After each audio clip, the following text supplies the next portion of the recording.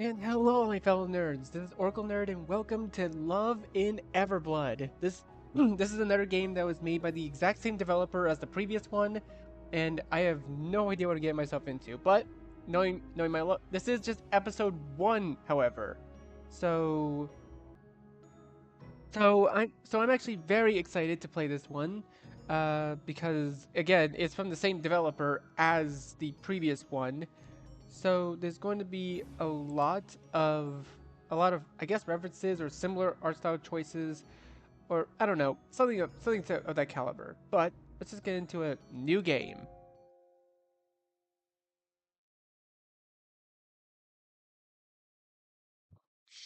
This game contains two hot dudes, childhood friend shenanigans, and a big ass magic school. Reader discretion, as always, is advised. Now let's start this little story from episode one.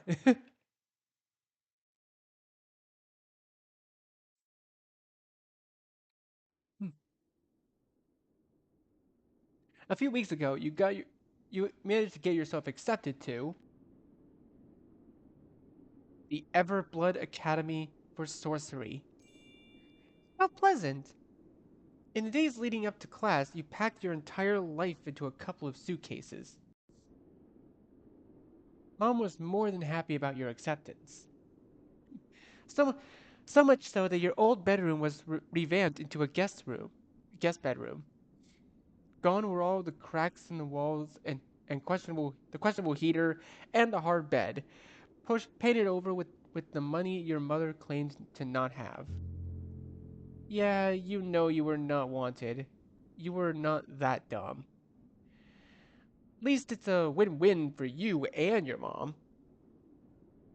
Black Academy is located high in Diamond Ridge, mostly because of a magical mishap. If a magical mishap occurs, it'll at least be contained in this isolated wasteland.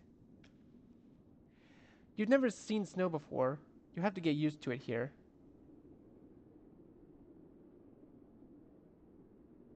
After a long-ass carriage ride, you're dropped off at one of the dormitory halls.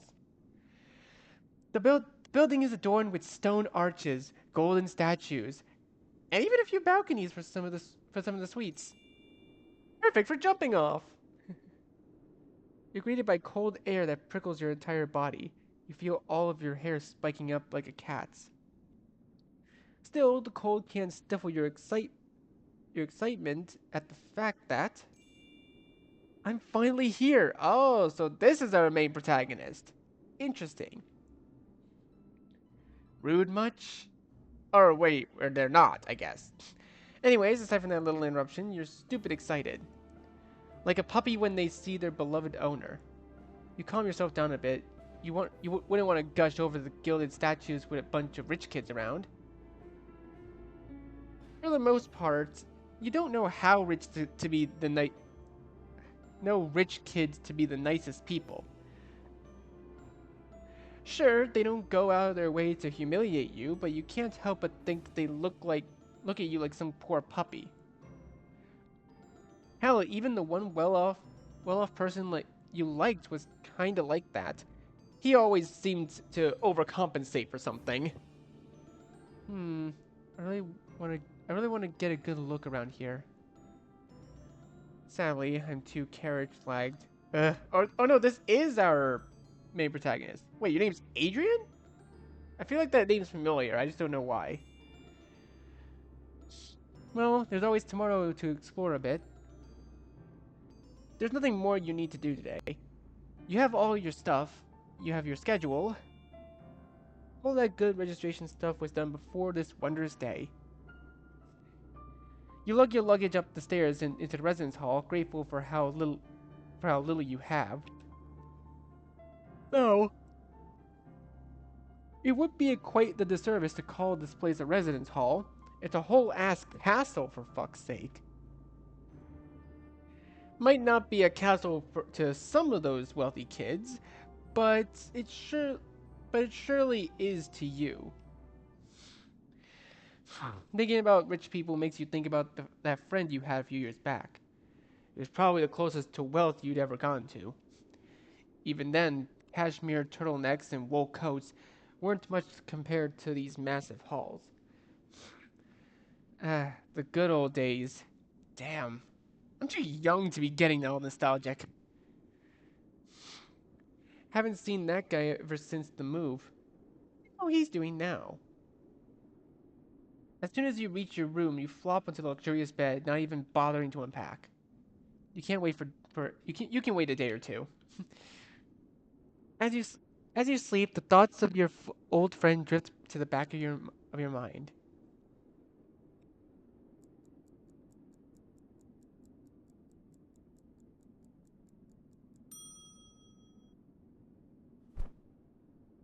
You wake up to a brand new day. At that, your very first day at the academy. Ah, rise and shine. You're gonna have a great day today. You wake the fuck up and practically jump out of bed, throw your flannel on, brush your teeth, shove textbooks into your pockets. Because perspective because what prospective mage doesn't shove random shit into their infinite pockets?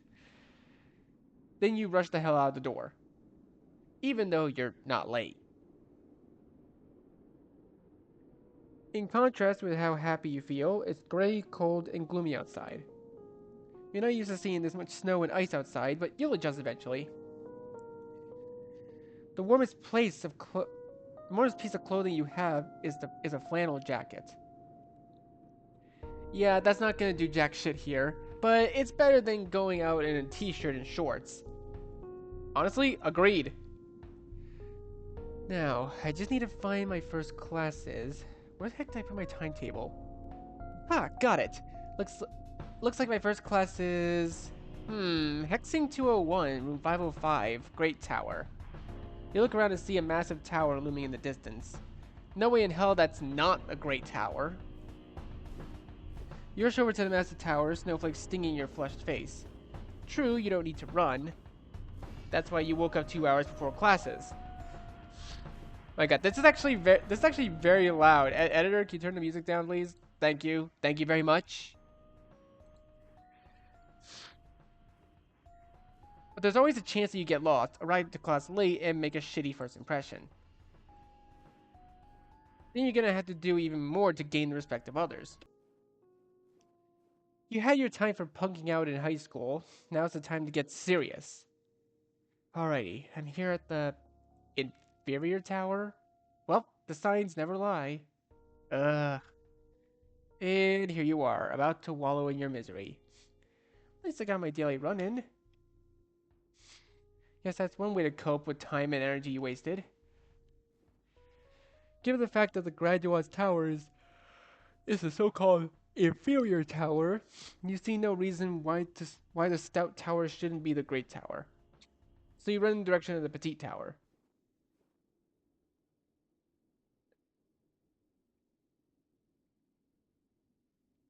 As you enter the Stout Tower, you realize why it's called the Great Tower. What this tower lacks is in height, it makes up for in airiness. Not a single soul is in here with you. Now, maybe it's because of how early you woke up. Still, it doesn't make it feel less eerie. At least you're gonna be the first student to class. Back to your old magic school, you were pretty notorious for being a complete mess. Most thought it was because you were some kind of punk, but you really just had no clue what the fuck you were doing. But this is a new start for you, a chance to finally become the electricity mage you've always wanted to be. You slow your pace down a bit, wouldn't want to be caught running in the halls. After that, after all, that would give off the impression that you were some kind of punk. Not to mention that you look rather silly, tripping on the icy ground. You pause. The clanking of what you think are heels continues. Looks like you're not the only one here. Probably a professor. Come on, Adrian. Make a good first impression on the professor. You straighten your posture as much as possible, then pull out some books from your pockets. You gotta look like as studious as possible. As the footsteps draw closer and closer, you expect the sight of a stern professor.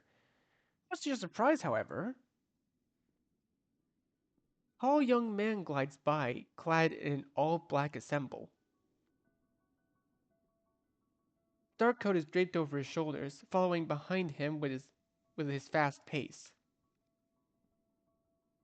He almost doesn't notice you, his cold, purple eyes glued to a book. He tours out of the way like somehow knows where everything is, and everyone in the hall is. When he passes, you feel a chill run down your spine, like he's oh gosh, like he's an apparition going through you. The clacks of small heels create an unwavering pulse in the hollow halls. Slowly, the beat fades out as he walks away. Hmm. He almost reminds me of. No, that can't be right. What would the odds even be for us to meet again? The spontaneity of it and the man's apathetic look are enough to convince you that you were hallucinating. Eh, you haven't had any energy potions today. Maybe you need a small dose to stop yourself from having visions of pretty dudes.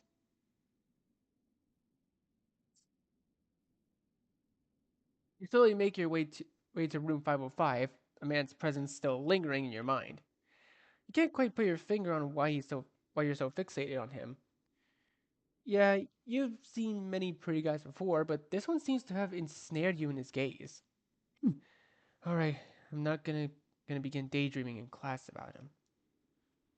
I've got better things to do, like making a good first impression. You sit your ass down in the second row, too close to the front, too close to the front, and the professor's gonna watch you like a hawk. Not to mention that you're gonna isolate yourself from the rest of the class. Too far, too far back, and everyone's gonna think you're a bad apple. Yes, you know that this is some bullshit high school logic that you should have been left the minute you entered college. But you sometimes wonder if other people are stuck in this high school mindset like you are. You're not about to delve deep into the psyche of teenagers suddenly turning into adults, though. You'll save that for later. For now, it's time to open up the lovely textbook you had to buy for an arm and a leg. Hexing for Dumbasses, Volume 2. That's like the basic guide for dummies. You skim through a couple of the pages for what you think is a few minutes. Its its hold on you is so strong that it probably hexed you the minute you opened it.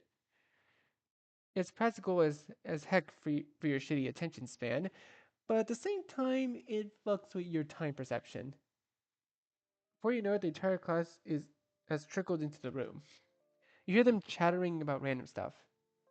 Stuff about boys, girls, how hot the teaching assistant is, all that good, normal magic college shit. Or magic high school, for that matter. No matter how much you tell yourself you're in college, you still feel like you're fresh out of high school. Especially since you still need to be at the command of others. You perk up when a booming voice announces, "Good morning, Hex 201, Section X.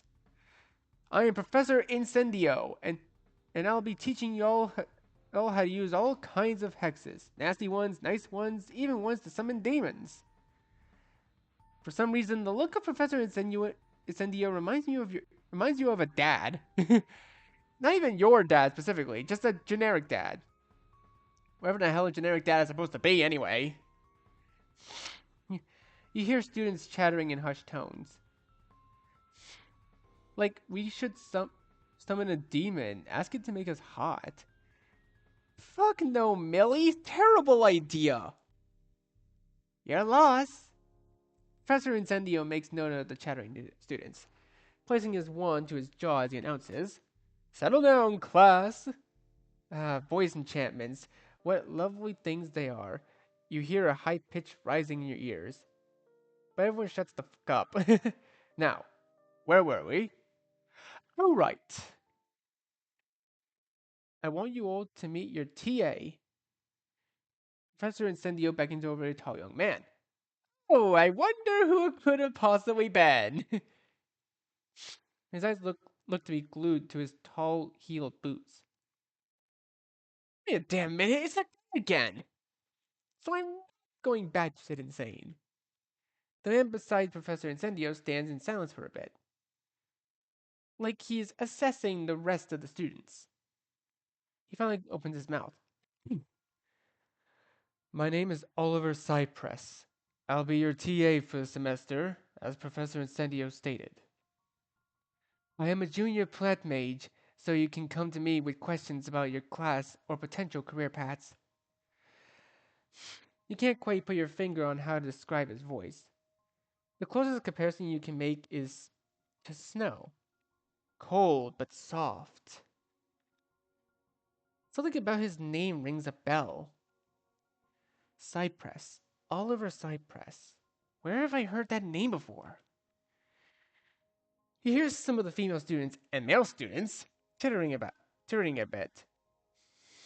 Looks like this Oliver guy was the subject of those discussions about the hot TA. His face remains statuesque as he looks over the students, until he reaches you. He holds his gaze for a bit. You can't read what he's thinking. As the two of you lock eyes, you try to poke through your memories to determine the source of the familiarity.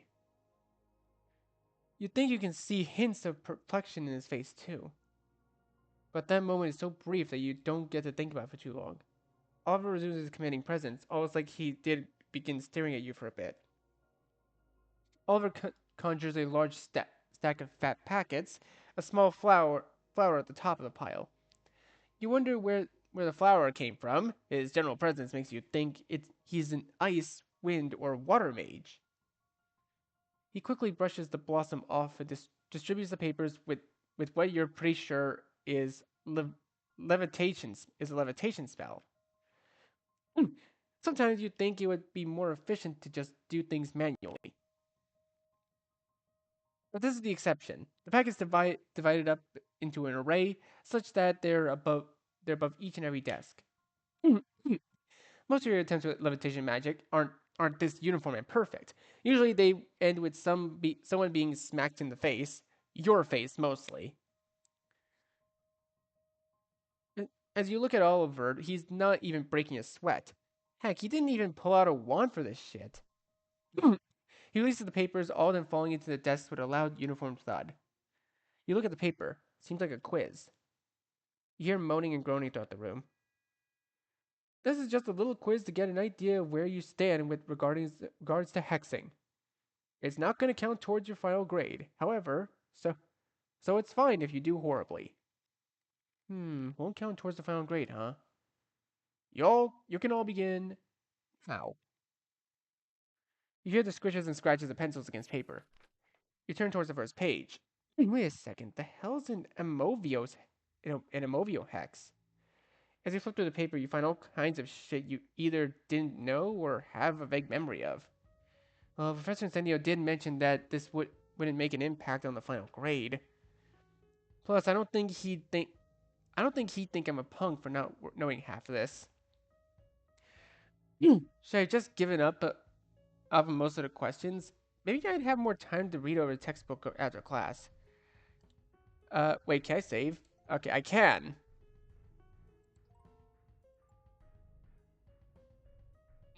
We're not giving up. Fuck no.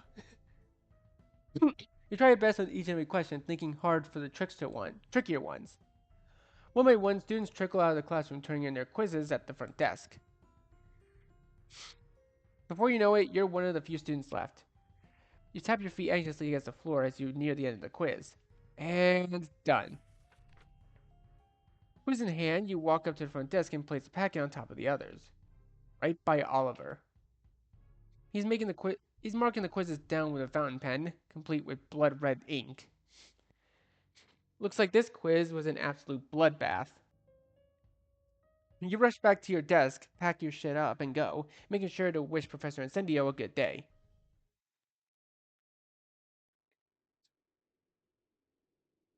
You could have sworn that through the corner of your eye you saw a hint of amusement in Oliver's face, probably thanks to the quizzes. By the time you enter the hallway, you're still trying to dissect Oliver's face. What was he thinking when he looked through the quizzes? when he saw you. Wait a sec. The heck am I paying so much attention to him?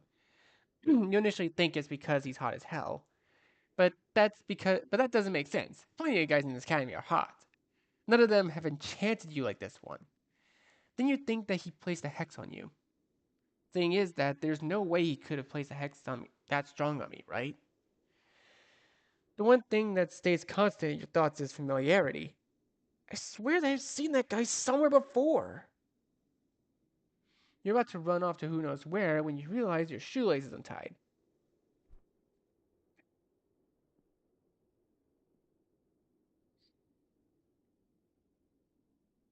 Oh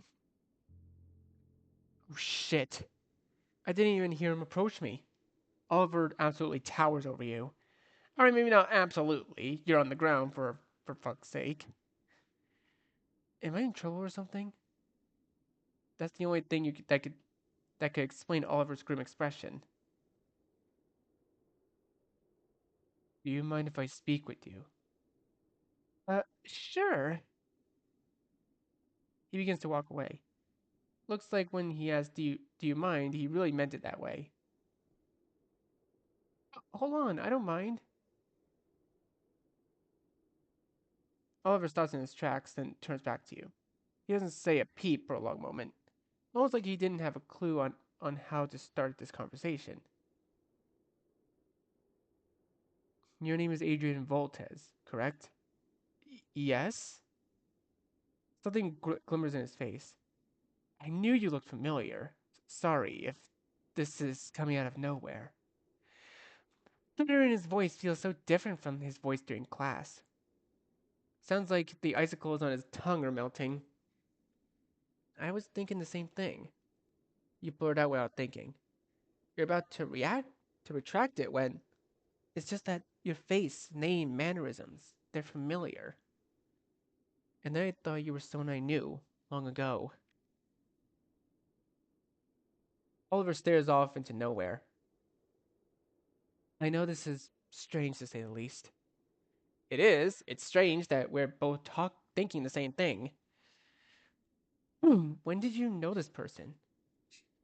5 years ago. Reach back to your memories. You did have a friend back then, a pretty close one. We knew each other from elementary school. They visit my house every single day. We did what children were meant to do, just exist without the weight of age. That friend was whisked away to God knows where by their parent, right? But they had a pretty good last day together. Eating at places, probably pissing their parents off, all that good stuff. That day, the last day you were in libretto in libretto state. It was it was the best and worst day of your life. You made most of it thanks to your friend. But that was the first day you ever felt such crushing dread. Dread that you'd never see that friend again. Until today. Something clicks in both of your heads as you bounce the memories off each other. Somehow both of your recollections line up perfectly. It all confirms what you were thinking. You're I thought I never You cut each other off. Nice going. Oliver breaks the silence after a few seconds. You go first. I never thought I'd see you again. What are the odds we end up in the same school? I almost didn't recognize you at first. You look so different. The same can be said for you, Adrian. When did you dye your hair? You didn't expect you to notice. I did this Prisma hex a few weeks ago. Mom was pissed for days, but eventually she wanted her hair done too. It suits you. You changed a lot more than I did, though. You, where did the glasses go? They never left. He pulls nothing off his face, only for a pair of round glasses to materialize in his hands. I just learned how to hide them. He puts the glasses back onto his face for applying the invisibility hex. Back when the two of you were in high school, Oliver was a scrawny little guy. Not that you were much better. Somehow between the time you moved and right now, puberty hit him like a truck. Oliver, do you want to grab some food with me? I know I know that I could use a bite. Only if I pay. No. And here comes Oliver's compensation. Yep, that's Oliver. Same guy you knew at 14. Some things really don't change.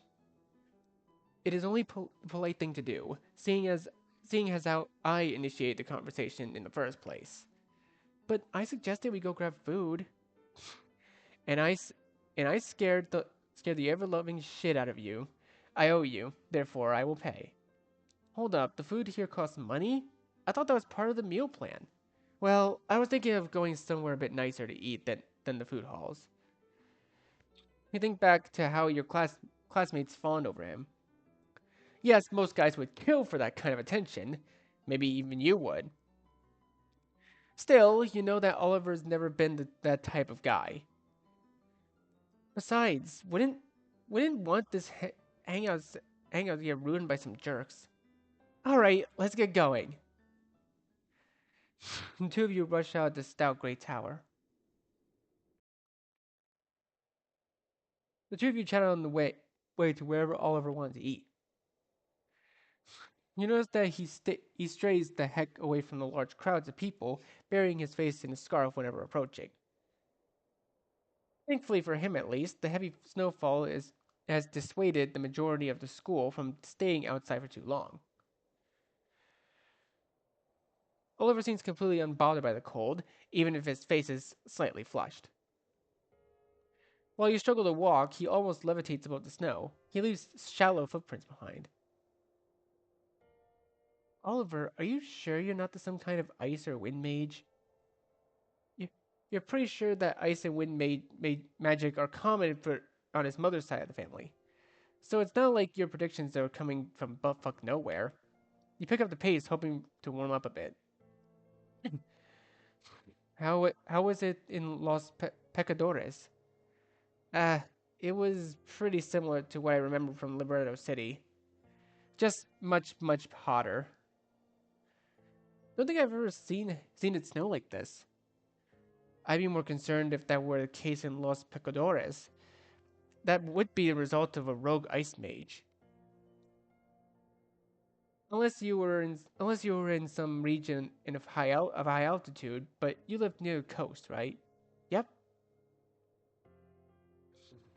Sadly, I don't think I could go swimming here. That would be a horrible idea. I do not know which fraternity did this, but they had some activity involving diving into a frozen river.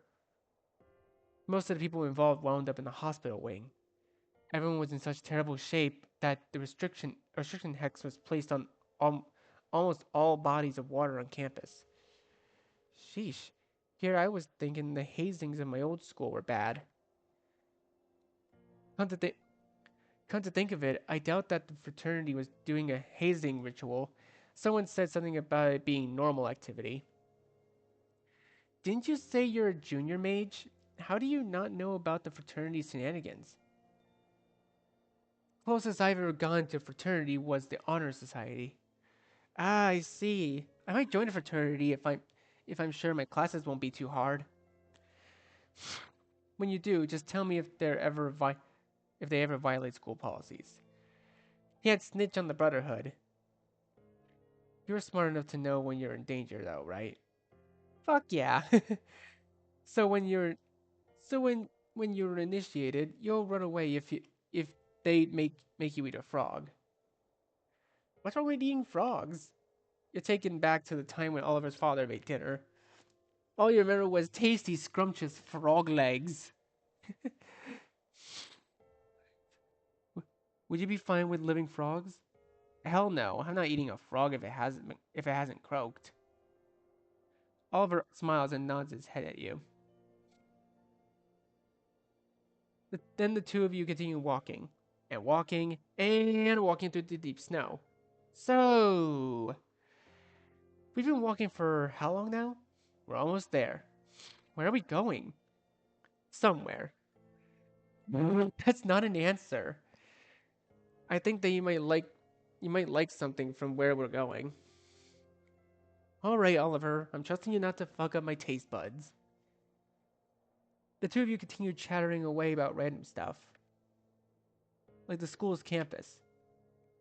For some reason, you expected there to be much more structure to the campus, in the sense that you thought where there would be fences, pathways, signs, all that good stuff. Here you are, though, out and about with Oliver Cypress in the middle of a peaceful forest. It's too nice for a first day at college. Two of you arrive at a small cafe. Oliver, being the absolute gentleman he is, holds the door open for you. It's so warm in the cafe that you can feel the snow on your clothing melting off. And it's not so hot to the point where you want to strip on the spot. Must be a damn good fire magic. Do you mind finding seats for us? I have to do something. It should be quick. Not a problem. Oliver walks towards the front counter where a young woman stands. Meanwhile, you have free range of the cafe. There's almost no one here at this time. You opt for a seat near the windows. It offers quite the scenic view. Makes you feel like you're like one of those rich kids in the mountain chateau. Once, sta- Once staring out the window gets boring, you turn your gaze towards Oliver. Due to the distinct lack of people, you easily make out the conversation. Oh? Hey, Oliver. Wait. Her design looks a little familiar. Good morning, Emma. How how's everything been going for you at the cafe? Everything's going amazingly. The cafe's been doing so much better than I thought. Now, as for you, you're surely not here so late. You're usually not here so late. What brings you here past 7 in the morning? I have something for you. He sifts through his pockets. I don't know how much of this shit's in there, but it's enough to take that it takes Oliver a good while to find whatever he needs. Ah, here. The bag is neatly folded, complete with a fancy wax seal. Oh, Oliver, you didn't have to. How much time did you spend on this? Don't worry about it. Come on, I've gotta pay you back somehow. You haven't a clue as to whether it or not the blend is good yet. Well, you've never made anything that makes anyone vomit their guts out. Still, that's the bare minimum for coffee. If a blend making everyone vomit is making everyone vomit, there's something seriously wrong with the plants. Perhaps something went wrong with cultivating the plants, or maybe I messed up a step. Or maybe the entire water supply is contaminated and it's an issue much larger than just a few coffee plants. And Oliver pauses while Emma stares at him. Sorry, I really need to stop doing that. Nah, it's fine. Kind of funny hearing you list that stuff out. Anyways, I owe you. Alright, I have someone I'd like to introduce you to. Oliver looks over to where you're sitting at. You scurry over to the counter, taking care not to bump into the tables. Hey, name's Adrian. Nice to meet you. I'm Emma. Never seen you around here before. I just arrived here yesterday. Ah, that explains it. Then, I hope you've been liking it so far. Thanks, it's been amazing so far. And only after one class. So Emma, since you want to pay me back, do you mind giving Adrian some recommendations for what to eat? What are you in the mood for, Adrian? Ooh. Breakfast or lunch? Oh, wait. I didn't mean to do that. Oh, okay, I can't go back. Damn it, I meant to save, damn it. Ugh. Ah well, whatever, I'll just roll with it. Guess I'll get some lunch. In that case, I know exactly what to give you. And you, Oliver, want the usual? Now, how did you know? Barista's intuition. I'll be paying for Adrian and myself. Oliver hands Emma several glimmering coins, which she puts into the cash register. She then rushes to prepare the food and coffee. In the meantime, you and Oliver wait by the counter. I didn't know that you... I didn't know that you had more friends. You didn't expect that, did you? You remember back when he only had you. Sure, some people might think of this as ditching you for other people, but you're happy for him. How could you not be? Nah, I always thought that eventually you'd wind up popular with the ladies. You're getting quite ahead of yourself there. Your order's ready! Oliver retrieves the food and coffee. You then escort him over to the seats you picked out. As you sit, he slips his coat off and drapes over the back of the chair. Oliver begins to sip his hot coffee.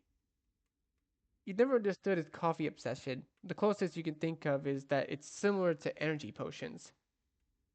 Still, you don't know how he drinks it so plain. Then again, you also know how much he hates energy potions. This is pretty good. You speak in between bites. Hmm? You realize that Oliver hasn't removed his silky gloves. Cold hands? I just like keeping them on. Even while eating crummy stuff? You motion towards the little sandwich on the plate. And he just levitates it towards his mouth. You almost forgot that he could just do that. Ah, shucks. I thought I had you there. Oliver's face contorts with a slight smirk. Hmm. Or instead of magic, I could just use silverware. Hell no, you're not about to eat that with a fork, are you? First off, my gloves would get ruined if I ate the sandwich with my hands. Second, there is no difference between eating with silverware and hands. They both get the job done. And lastly, it's how my mother taught me. Proper form or something along those lines. Ah. Yeah, I think I remember her. And how hoity-toity she was back when you'd visit Oliver. She'd always mockingly refer to you as Oliver's little friend even after you told her your name. Adrian isn't too difficult to pronounce, and even if it was, she'd never bother trying. Speaking of which, how is she? You think nothing of the question, fairly mundane, how's the weather type stuff. Mm. Clearly, this isn't all that mundane for him. She's in a much better place now. Geez. Well, you asked, he answered. And at least Oliver seems to trust you enough with this information, even after all this time. Don't feel bad. I will get over it. Besides, this is not my first time dealing with something of this sort. Hmm. You've got to be lying right now, right? No one just gets over this kind of shit that quickly. Some people never get over it, in fact. How's everything been with your family ever since the move and all? You can tell that he's trying to steer the conversation away from stuff about his mother. My family?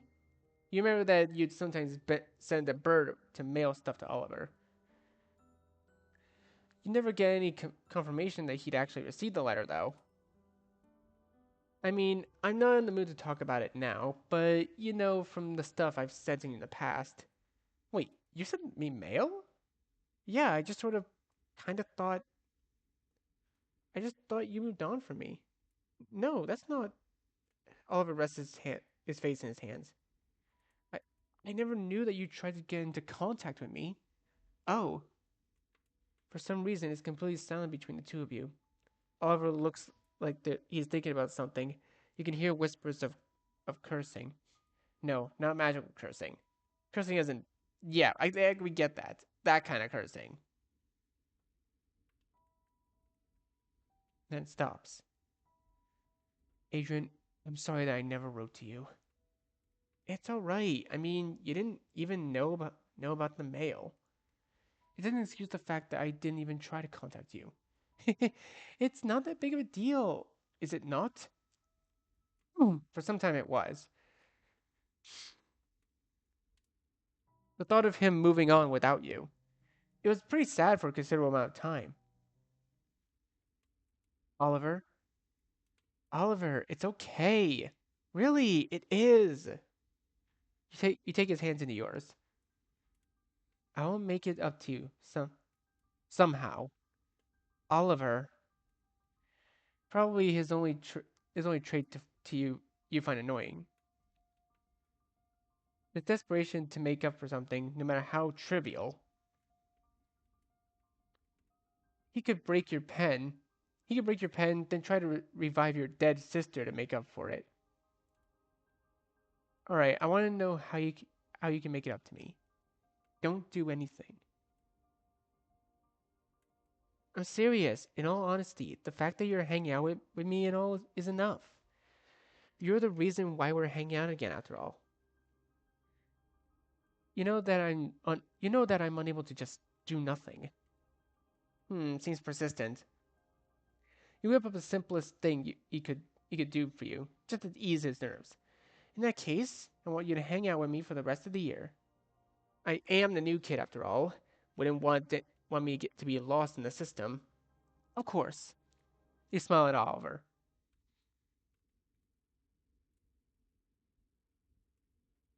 The two of you finish up eating. Oliver gathers his plates up and returns them to the front counter. He then slips his heavy coat over his shoulders. Next thing you know, you're back outside. The way back to the academy, you realize that Oliver's walking in pure silence.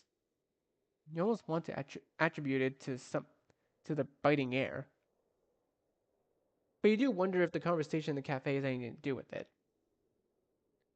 You can't tell what he's thinking. Hey, Oliver, you okay? He jolts out of his trance. You were just zoning out a bit. Oh, sorry. I just have something on my mind. You want to tell him that you're here to listen, but you also know that you don't have the right to prod further into his life. After escorting Adrian back to the academy and providing him with some more company, you retreated to your dormitory. Oh, so now we're in Oliver's perspective. You sit at your desk, then gaze out to the massive window. White snowflakes drift from the inky sky. It's a perfect backdrop for drafting Professor Incendio's lesson plans. You've always had a love-hate relationship with winter. It's beautiful season despite the death at every corner. You know that all too well. You feel the wind whispering in your ears. You feel her whispering in your ears. This isn't any normal wind. It stings. You can barely make out any words. You, me, apart? Shut up. Shut up. Shut up. Goodness, not this again. Looks like the ceiling hex didn't work all too well. With him left me? Felt that you were out of my life. Never. You. Me. Forever. You close the curtains so much you're getting some air in the room. This is the first time she's wind whispered to you in a while. Why now, of all times? Of course, that's the trivial question once you think about it for more than a second. You might be a fucking idiot, but you're not that dense. I know that you're out there, somewhere. I won't let you take those I love away from me. Never again. Even after pulling the velvet curtain shut, cold air seeps into the room. You can hear the angry whispers outside. You huddle a bit closer to the fireplace. She's pissed, like always. Some things never change, do they? This is the end of episode 1. Want to save here? Hell yeah. You can return here once episode 2 is out. Thank you for playing. Oh, this is a very interesting story. All right, well, if when episode 2 gets released, or if I actually find episode 2 if it's already released, I will try to play it. This is actually a very interesting game. I like it a lot. It's very well made. It's very well done. And I really like where the dev is going with some of these games. Like they're all like isolated stories, but they're all really, really good in that sense. But anyways, I think I'm gonna leave this video here for now. So Thank you guys so much for watching this video. Be sure to leave a like, comment what you think, share this video with your friends, and be sure to subscribe and click the bell so you don't miss a single notification. I'll see all of you in the next video. Goodbye.